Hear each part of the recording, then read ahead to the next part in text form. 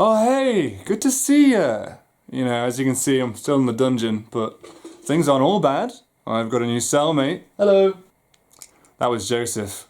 Yeah, so I guess because I have someone to talk to, we don't have to discuss Perils and Possibilities session 4. Sorry, man. But, you know, we can still have fun with Joseph. What did you say you were in for, Joseph? Cannibalism.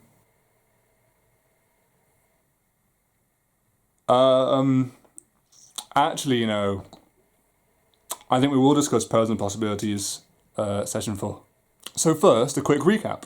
Our heroes are Gwyn Valentine IV, Philip Clydesdale, Draenor Briarheart, Jarell Niprit, Cassian Vicendries III, and Valkyria Doriu. In the last session, they narrowly avoided being caught by an Inquisitor thanks to their good friend Gaslow Thorn. After that, they decided to go and witness the execution of the man who tried to kill the Child King, our Lord Gasset. In his final words, he proclaimed that everyone will die. What a happy dude. Anyway, let's get into this episode of Perils and Possibilities. This episode opens with the crowd going wild for Gasset's execution, and I can't blame them. I've been to loads of executions, they're great fun. The blood tastes best. Just talking to my friend, Joseph. Anyway, the only people who aren't celebrating are our heroes, who are trying to leave, but because the cathedral square is so congested, they're really struggling. They're trying to get to the Will-O-Wisp, which is the tavern where they all first met. Now, Gwyn has some interesting tactics to get through the crowd. I'm just going to start shouting, "Oh no, he's going to throw up!" Just march towards the direction where the pub would be, so the Will-O-Wisp. Okay. I will try and look peaky and start... Now, right before the last episode ended, Philip's mysterious benefactor expressed worry that Gasset couldn't kill the king.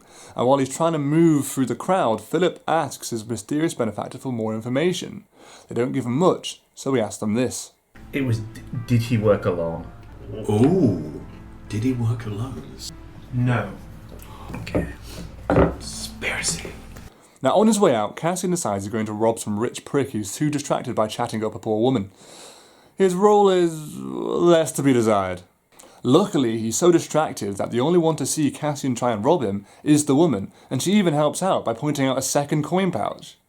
Finally, on his way out, Jarell spots a tiefling that rocks him right to the core, so much so that once he gets to the tavern, he nicks Philip's mug of ale and drinks it, which is a massive thing, I assure you.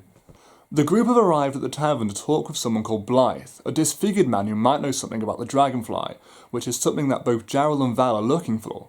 Finding the man, Cassian starts things off by doing what is called building rapport. Oh, I'm going straight for Blythe and just... Blythe, you hideous bastard! How are you doing? Regardless, the group discover that the dragonfly might be kept at a place called the Briar Patch, a centre for child trafficking in Ostia. Oh, I've been there. Right. Well, luckily, Cassian knows how to get there too. Or maybe not luckily. I have to ask him about that. Meanwhile, Jarell has sold his longbow for a bottle of good booze. I've been there. And although Gwyn tries to get it back through threats, it doesn't really work. Just one simple call from a powerful house could get a bar shut down or worse, mysteriously set on fire in the night. You've had recent events happen. I'd be more worried about the gangs than the houses.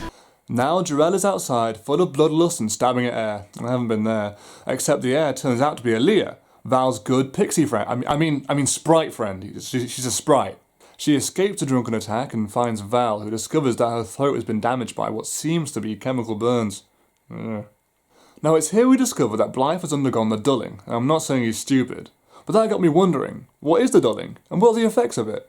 I can't say how it happens, because I don't know, but the dulling severs any connection a spellcaster has with the weave, so they can't cast magic anymore. Because everything and everyone is connected to the weave, maybe even Joseph here, losing that connection can have serious effects that range massively. Now these can depend on your age, your ancestry, or how close you were to magic in the first place. The effects can be mental, physical, subtle or large. The point is, don't go through the dulling. Back to the campaign. Jarell has begun trying to half-heartedly steal back his bow, but is instead given to him by an old woman with a hideous smile. Gwyn goes over to talk to her and the 3 other old women she's with and asks what will come of Jarell accepting the... I guess it's a gift. They insist nothing, then hand him a mysterious parcel and give him some curious parting words. Look after one another. I don't really enjoy short tales. With that, the group go outside, and with Draenog scared of witch hunters, he suggests that they all run and hide. Running through the streets, they find a dilapidated shack, but try as they might, they can't light a fire. That is when Gwyn opens the creepy parcel and finds a candle inside. And that, my friend... I'm your friend. That, my friends, is where the campaign ends. But I thought before I'd end things off, I'd discuss how long rests work. Basically, in the 2024 Dungeons & Dragons rule set, long rests act as a big reset for the characters. The players get all their health, hit dice and ability points back. The DM felt this was much too forgiving, so the house rules are that once you take a long rest, you roll all remaining hit dice you have and then add your constitutional modifier onto each roll. Everything that adds up is how much you're healed. And that is everything. Thank you All for this listening. technical talk is making me awful hungry. Please don't leave me with him.